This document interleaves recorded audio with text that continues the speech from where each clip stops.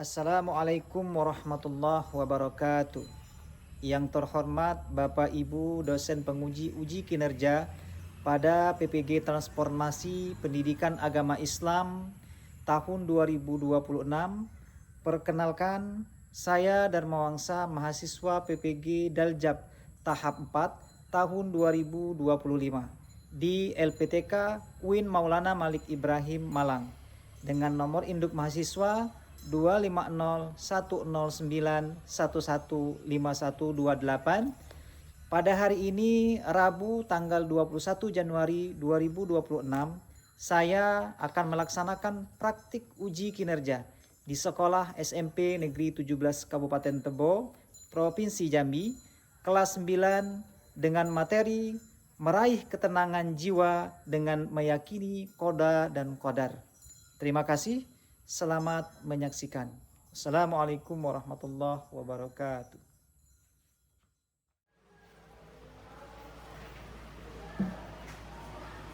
Bismillahirrahmanirrahim. Assalamualaikum warahmatullahi wabarakatuh. Waalaikumsalam warahmatullahi wabarakatuh.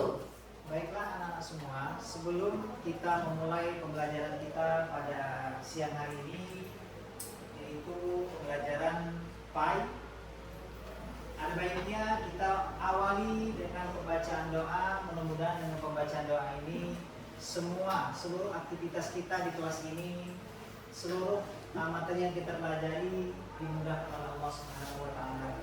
Kepada anak-anak awal untuk memimpin doa di depan teman-teman. Silakan.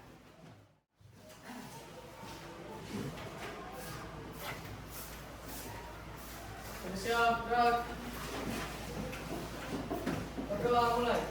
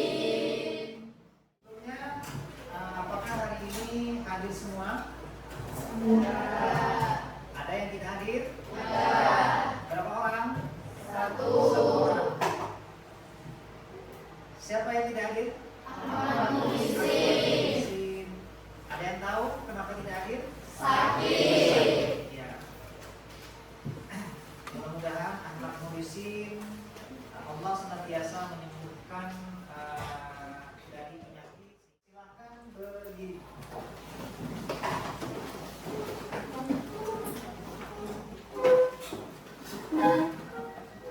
Bagi baju yang belum dirapikan, baju yang belum dimasuk, segera dirapikan.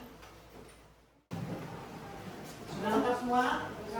Rapi semua? Baik, terima kasih. Silakan duduk kembali. Kenapa kita perlu belajar dalam keadaan rapi, belajar dalam keadaan bersih? Kenapa?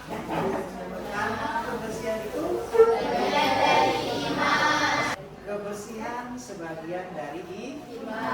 Nah, untuk itu pada hari ini kita masih membahas tentang iman.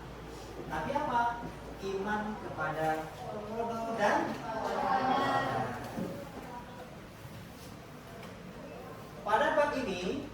Bapak akan menjelaskan materi tentang meraih ketenangan jiwa dengan meyakini qada dan qadar. Nanti sebelum kita masuk materi, silakan kalian buka, siapkan buku paketnya. Kalau saya sebut tentang qada dan qadar, kira-kira apakah yang terlintas di dalam pikiran kalian? Apa itu qada dan qadar?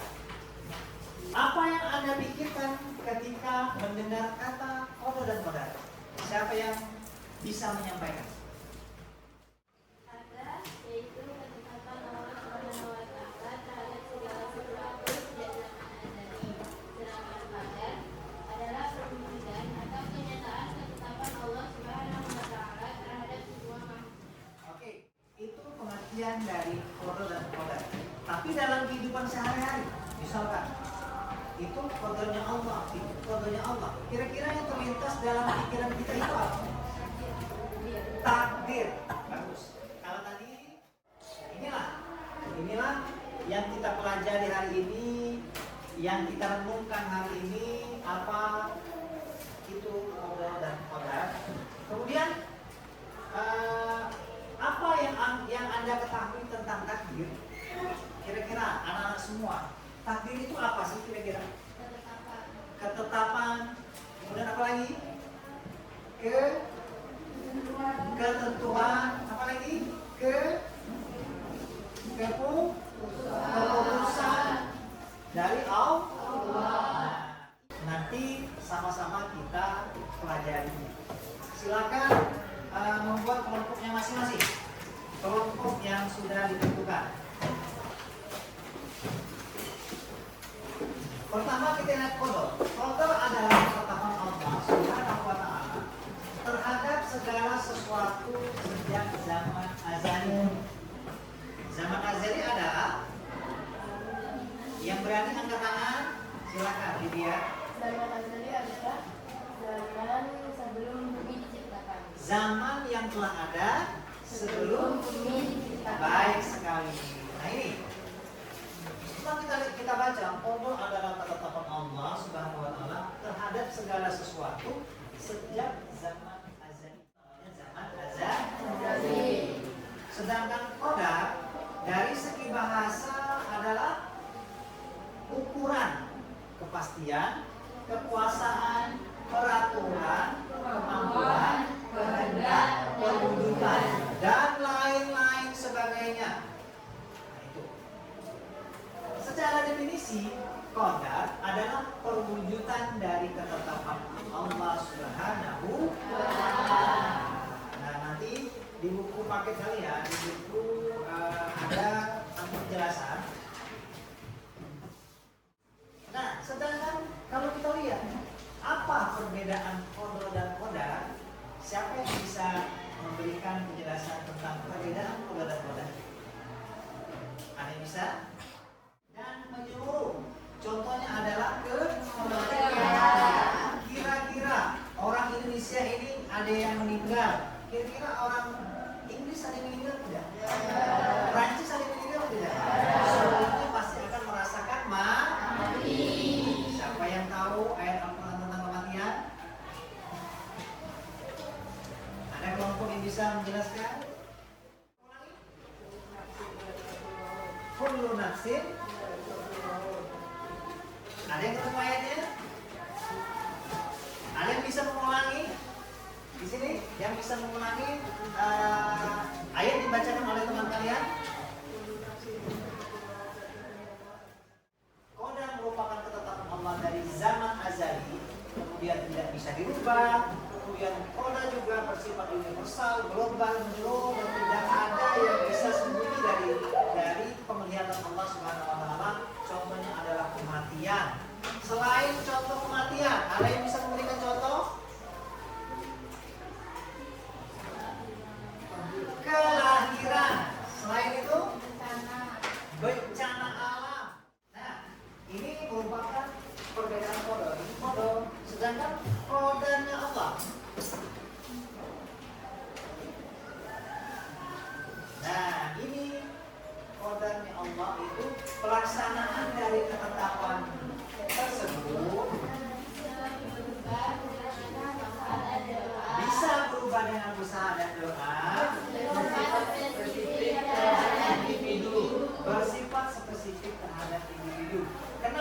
disebut dengan pelaksanaan dari ketetapan tersebut? Misalkan Allah telah menetapkan takdir seorang itu miskin. Bisa nggak kira-kira berubah? Bisa. Dengan cara apa? Berusaha. Nah, selanjutnya bisa berubah dengan usaha dan doa. Misalkan anak yang kurang mampu bisa menjadi sangat mampu dengan cara berusaha dan belajar. Usahanya itu belajar dan berdoa. Kemudian organ itu bersifat spesifik terhadap individu. Contohnya apa tuh? Dia bukan global, bukan universal. Kalau global tadi di seluruh dunia ini pasti mati. Tapi kalau individu, bagi orang-orang yang ingin mencapai kesuksesan yang diberi oleh Allah. Dia pengen kaya, dia berusaha, dia sendiri bukan orang lain.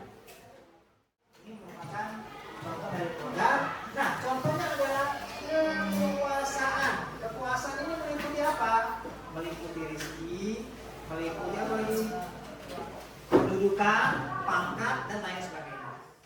Iman kepada qada dan qadar adalah dengan merenungi pada kebesaran dan kebijaksanaan Sang Pencipta. Seperti di dalam Al-Quran surat Al-Hasr ayat 22 sampai 24. Dia adalah Allah, tidak ada Tuhan selain Dia. Dia yang mengenal, yang gaib dan yang nyata. Dia adalah Ar-Rahman, Ar-Rahim. Tidak ada Tuhan selain Dia yang memiliki Asmaul Husna. Nah, dalam konteks ini, iman kepada qada dan qadar mengajarkan kita untuk apa? Untuk mengakui bahwa Allah Subhanahu wa Ta'ala adalah penguasa mutlak, tidak ada Allah selain itu, tidak ada Tuhan selain Allah yang bisa menguasai hal ini. Jadi qada adalah ketetapan yang, kita ulang lagi, qada adalah ketetapannya yang telah terjadi, sedangkan qadar adalah ketentuannya terhadap apa yang akan terjadi di masa depan. Di sini telah dijelaskan Allah telah memberikan kita akal dan kemampuan untuk berikhtiar. Nah, ini hubungannya qada dan qadar dengan ikhtiar. Allah telah memberikan kita akal dan kemampuan untuk menghadapi tantangan. Dengan cara apa? Dengan cara ikhtiar. Rasulullah SAW bersabda, setiap perbuatan seseorang adalah untuknya kecuali berdoa. Ini menunjukkan pentingnya berusaha sekuat tenaga, namun tetap mengakui bahwa hasil akhir ada di tangan Allah. Itu bisa kalian lihat. Doa adalah bentuk ekspresi kepatuhan kita kepada Allah untuk memohon bantuannya dan mengakui keterbatasan diri kita. Itu doa. Namun dalam berdoa kita juga perlu merangkul sikap tawakal. Apa itu sikap tawakal? Menerima hasil Dengan lapang dada jika Allah menghendaki sesuatu yang berbeda dari apa yang kita doakan. Contoh, apa contohnya? Nah, oleh karena kita selalu bertawakal kepada Allah terhadap qada dan qadarnya Allah tadi, maka apapun keputusan dan takdirnya Allah itu tetap kita terima dengan lapang dada. Artinya kita mensyukuri. Dengan demikian, iman kepada qada dan qadar mengajarkan bahwa kita ini tidak bisa mengabaikan pesan peran ikhtiar dan doa dalam kehidupan kita.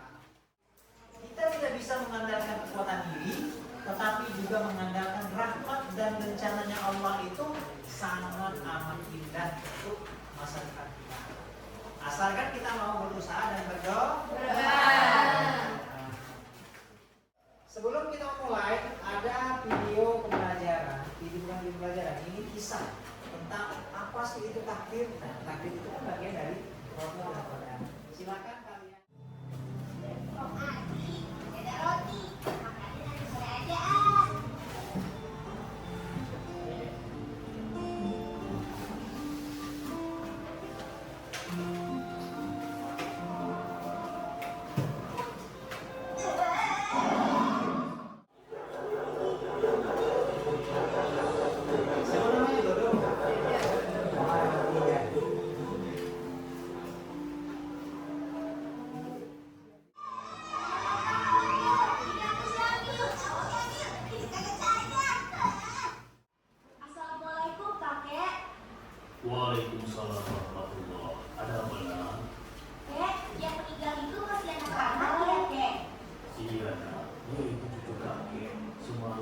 masih sehat dan lincah, tapi sekarang ia telah meninggal. Kok bisa secepat itu sih, Kak? Iya, itulah namanya takdir. Takdir? Maksud kakek nama cucu kakek yang meninggal itu takdir ya? Bukan, takdir itu adalah ketetapan dari Allah Subhanahu wa Ta'ala. Dodo masih belum mengerti, Kek. Begini, Allah adalah pencipta segala sesuatu. Nah, ketika Allah menciptakan makhluknya seperti benda-benda, tumbuhan, hewan, dan manusia, Allah juga membuat aturan dan ketetapan untuk makhluknya tersebut. Di antaranya umur, rezeki, dan akibat amal perbuatan seseorang. Contohnya cucu kakek ini, Allah telah menentukan umurnya hanya 9 tahun, maka siapapun tidak bisa memperpanjang atau memperpendek umur hidupnya di dunia. Itulah yang dimaksud dengan takdir. Nah, sekarang Dodo mulai mengerti, Kek. Rizki Dodo salah satu yang sudah ditentukan juga, ya kan? Kau benar, Dodo. Kau memang anak yang pintar. Apa kesimpulan yang bisa kita ambil dari video tadi? Roti yang ada pada Dodo bukan rezeki Dodo, tapi rezeki Andi. Nah, kira-kira rezeki ini merupakan kode atau kode dari Allah ini? Kode atau kode dari Allah? Kodenya Allah. Sudah ketetapan roti itu sudah dimakan Andi. Selanjutnya, silakan anak-anak sekalian buka bukunya di halaman 173. Di sana ada sebuah pantun Islami. Nah, pantun ini kami minta kepada Ananda, Lydia, kemudian Wita untuk maju ke depan untuk menampilkan pantun Islami yang ada di buku kita. Silakan kepada Ananda untuk maju ke depan. Belajar di pondok sambil mengabdi, cari bekal hidup sesuai nabi. Pada Allah pasti akan terjadi, tertulisnya sejak zaman azali.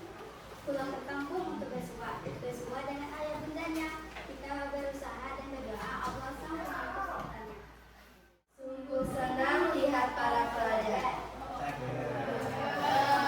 Mereka baca Quran sampai hatam. Selanjutnya silakan anak-anak buka halaman 173. Di situ ada rubrik. Nah, rubrik tafakur. Coba kalian baca tafakur dari halaman 173 sampai 174. Silakan dari sekarang baca. Apakah sudah menemukan beberapa pertanyaan dari rubrik tersebut? Ya, silakan kita ajukan pertanyaan. Mengapa manusia masih perlu berikhtiar? Pertanyaan yang bagus. Jika takdir sudah ditentukan oleh Allah, kenapa manusia masih berikhtiar? Ya, kira-kira dari kelompok lain ada yang bisa menjawab? Nih, Allah sudah menentukan takdirnya tuh. Kenapa kita masih berusaha? Ada yang bisa jawab? Kelompok 2, kelompok 3, 4? Ada yang bisa jawab? Kenapa? Kita sudah takdir itu sudah ditentukan oleh Allah. Namun kenapa kita masih terus berusaha?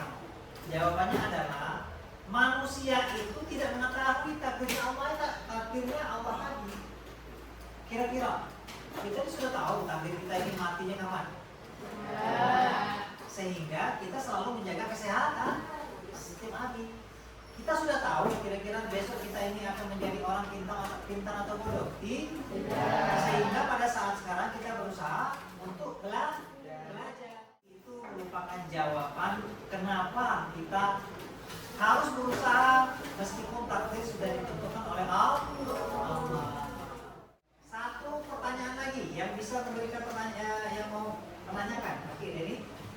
Apakah berbagai perbedaan itu menjadikan alasan untuk sisa produktif? Apakah Berbagai perbedaan itu harus dijadikan alasan untuk menilai sisa produktif. Oke. Coba dari kelompok 2. Tolong jawab dari pertanyaan dari kelompok 3. Karena kalian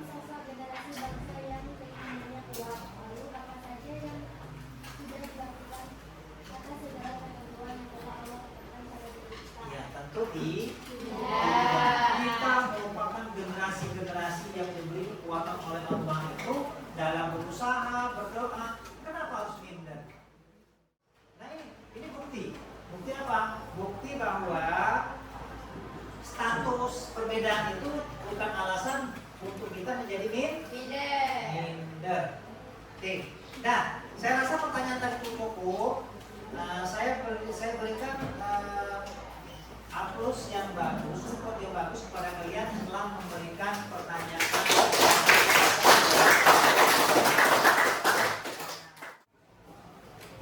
Buka halaman 175.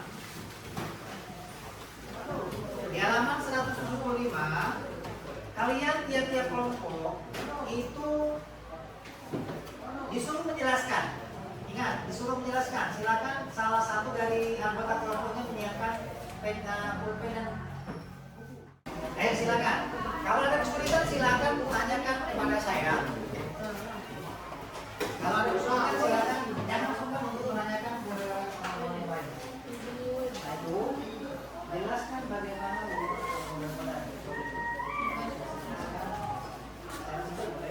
kemudian manusia itu sudah ditentukan jenis kelamin baru.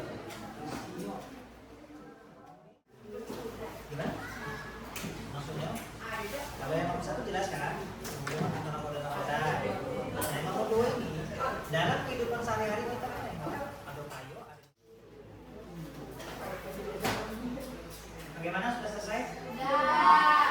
Ada yang masih mau yang belum selesai? Oke, sambil menunggu kelompok mungkin ada yang masih belum selesai, kita tampilkan dulu kelompok yang sudah selesai.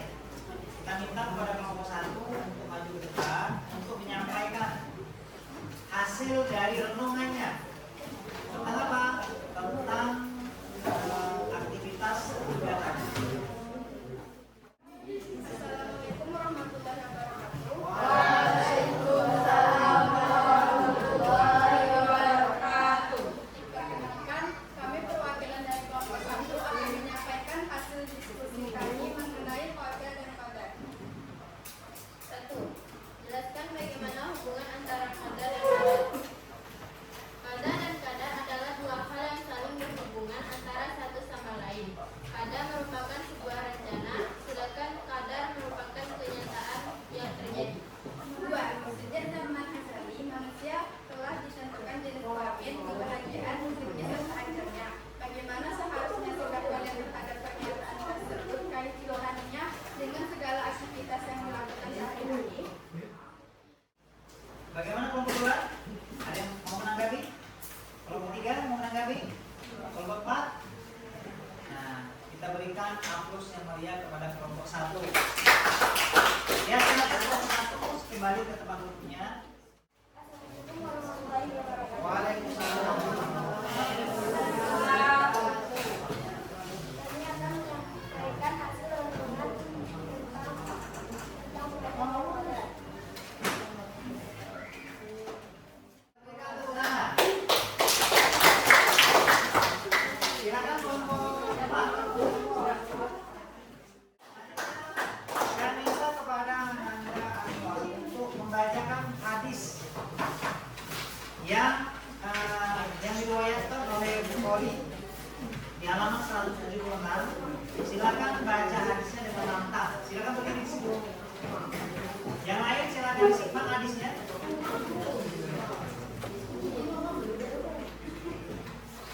Haddatsana Sulaiman bin Murad haddatsana Muhammad bin Ubaidillah an Abdullah bin Abi Bakr bin Anas bin Malik radhiyallahu anhu an Nabi sallallahu alaihi wasallam qala wa qala Allahu bi malakan fayaqulu ay rabbi.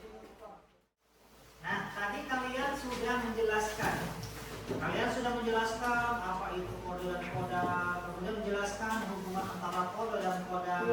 Bahkan kalian menyampaikan. Buka halaman 179. Di halaman ini, di halaman 179 sampai 181 yang sudah kalian baca tadi. Selanjutnya, kita lihat di halaman 141, kita disuruh merenung takdir apa yang kira-kira yang terjadi, yang kita alami di sekitar kita, baik di keluarga kita atau tetangga-tetangga kita. Nah, siapa yang bisa memberikan contoh takdir yang kita alami? Coba kalian renungkan dalam waktu 1 menit, mulai dari sekarang.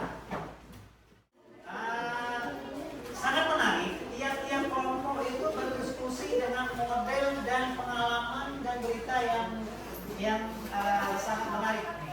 Ada yang menceritakan tentang kematian, ada yang menceritakan tentang peristiwa kelahiran dan keguguran, ada yang menceritakan tentang peristiwa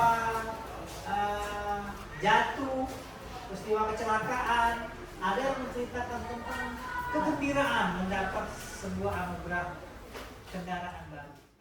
Tiap-tiap kelompok sudah saya berikan nilai yang sangat memuaskan dari apa yang kalian diskusikan tadi.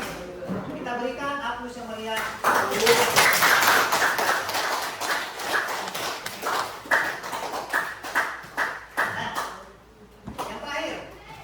Yang terakhir, kira-kira siapa yang bisa menyimpulkan dari materi yang kita pelajari hari ini?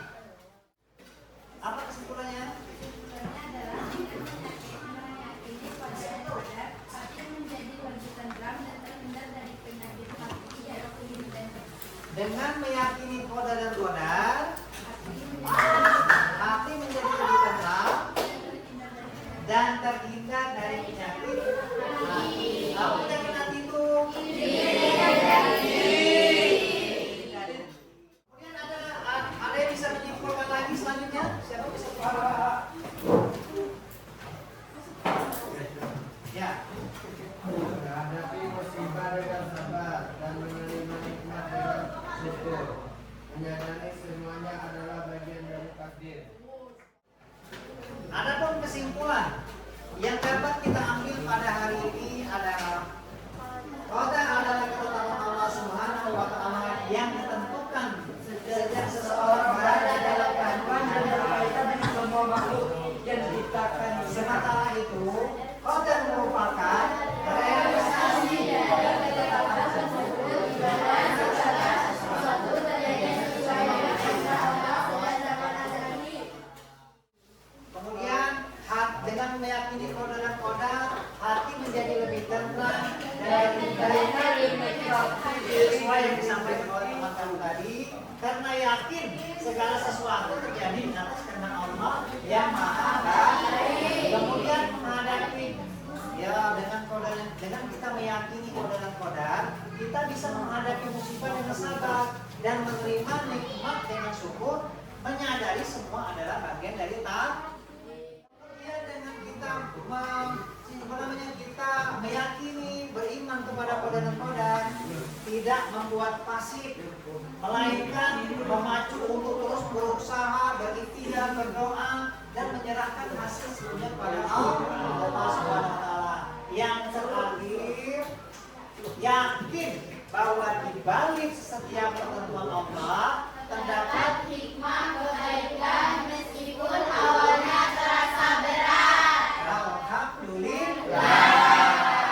Mudah-mudahan apa-apa yang kita pelajari hari ini diberikan rahmat, diberikan kemudahan, keberkahan oleh Allah Subhanahu wa taala kepada kalian semua dan kepada saya.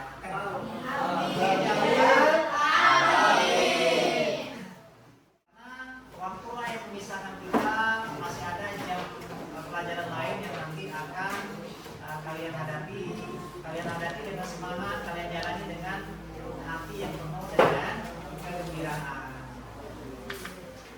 Setelah kesimpulan tadi, saya sangat memberikan apresiasi yang sangat baik kepada kalian terhadap materi yang kalian serap, materi yang kalian pelajari ini. Alhamdulillah tersampaikan dengan baik. Bapak akan memberikan tugas untuk kalian di rumah, dan kalian harus mempelajari lagi materi, mengulang kembali di rumah materi tersebut biar jangan sampai lupa. Kemudian tugas ini nanti kalian kumpulkan di